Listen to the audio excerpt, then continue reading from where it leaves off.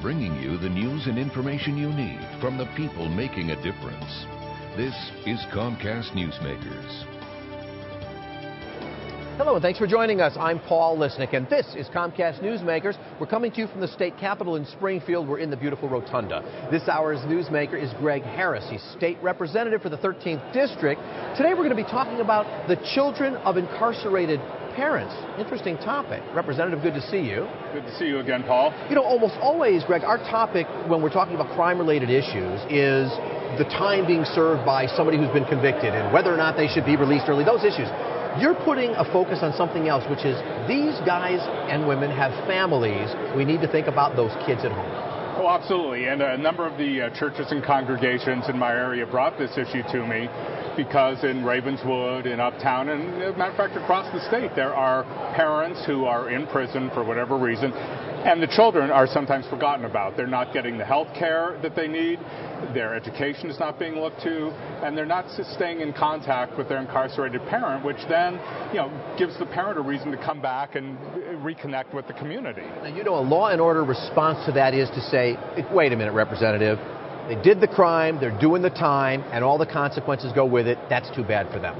Well, but people don't say that's too bad for the children. A 4-year-old child who's not getting health care, who may be being neglected and not getting into the educational system, you're just asking for another person to get into a cycle. You need to protect the interests of those children. And we as a society, we as government, have a responsibility to be sure that every need of those young children are met, especially at what will be for them probably one of the most difficult times of their young lives. So what you're saying is this isn't a question about the rights of that incarcerated prisoner.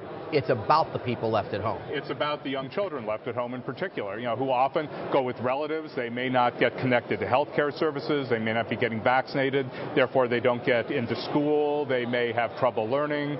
They may drop out. And then you have a person who may get back into a cycle where they'll end up in the penitentiary themselves. And we have too many people in prison already. We need to do everything we can to keep young people from, following down that unfortunate path. It's a preventative effort, and that does sound important. So let me ask you, I know right now you're studying this issue, legislation yet to come, but what are you seeing right now? Where's the greatest needs? What will be the first legislation topics we'll likely see from you? Well, we're already working on some very simple fixes, things like video visitation. If you are a person whose family is in Chicago, yet you're in a correctional institution in far southern Illinois, it could be a 5.5, 6-hour drive each way for a child to see their parent and give the parent a reason, to come back and, rehabilitate themselves and come back into the community. With all the technology we have today now, we can also provide supplementary visits, through video teleconferencing. There are things like, when a prisoner goes on lockdown for whatever reason, that it be put on the website so that a family, before they put a bunch of toddlers in the car and drive for a whole day, only to find out they can't come in, that they're notified in advance. There's some very simple things like that. There's also being sure that DCFS and all the services reach out to the right person. If a person goes to prison, the children may go with a relative or a friend, and we need to be sure the services, the health care, the education, the schools follow that child. And along those lines, and I'm thinking of counseling kinds of services, a parent who's in jail whose message to the kid is, kid, don't take this path. You need to take right. Don't let this happen to you. What about a parent who's very bitter about the whole situation and sends less than positive messages to the child at home? Any counseling devices we can use to protect that kid from what might be negative influences? Well, the community, the society, the faith community have to be the people who help send those positive messages. We need to be supporting that child. We need to be sure they're getting the counseling they need.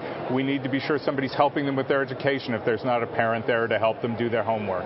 We have to be sure that they're getting adequate food and nutrition. We have to be sure they're getting adequate health care. All these things are very simple, basic things. They're sort of the core of the family, and when the state sends a parent to prison, we have an obligation, I think, to some of those families. Very briefly, any early response from our side of the aisle, Republican side of the aisle? I think everybody supports this kind of issue because everyone wants to be sure that these children are protected. All right. So this coming term, we'll see legislation. We're going to wait a year. What do you think? Right now, we're in veto session, so there's no new legislation, but you'll be seeing some things coming along in January. All right. Thanks, Representative. Good luck to you on that. Thank you, Paul. This hour's newsmaker has been State Representative Greg Harris, and I'm Paul Lisnick, and you've been watching us here on Comcast Newsmakers. Bye-bye. The preceding was a presentation of Comcast Newsmakers. Now, back to headline news.